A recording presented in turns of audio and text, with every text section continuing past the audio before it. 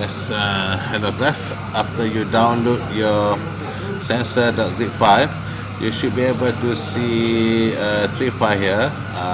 Arduino project, the product user guide, and website guidelines. You click on the website guidelines, and then you find index.html, this file, and then open it in your browser. Okay. So this browser is already done by Sharp. So we have two link here. One is line following sensor and motor. You're only interested in these two. So go ahead and click the line following sensor. You have all the notes here in Bahasa. Right? You can read through everything about your line following sensor. Or you can also use the if you want to read in English, you can open up another file from your zip file. They call it product user manual ls005.pdf. This one is in English. Let me show you. Okay, so it's the same file, but this one is more complete. And if you want to know more detail, you can read all this using the English manual. Okay, so I want to teach you about how to calibrate the sensor. If you look closely at your sensor, you should be able to see there are 5 LEDs, right? On the top of your sensor board, on the top of this board, LS0005. 1, 2, 3, 4, 5 LED here.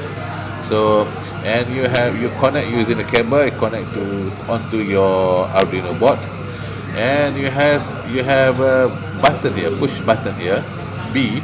This is the most important part. So, this button is used for calibrating. Okay, for first time, you only calibrate once only. You don't need to calibrate every time you turn on the robot, but you only do it only once. So, or whenever you got into trouble, you can calibrate the sensor again, because this sensor is auto calibration sensor. So, and you have pin out here. Remember, 5 volt ground, output 1, 2, 3, 4, 5, and calibrate. We have a schematic connection diagram from the last slide. So refer to the last slide where this thing goes onto your Arduino board.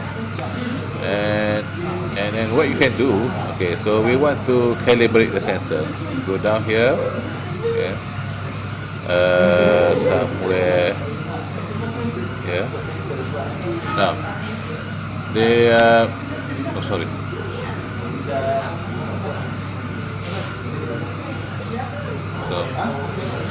So when in 6.1, using the calibration sensor, push button, you push once, and then when you push once, the sensor will go into calibration mode here.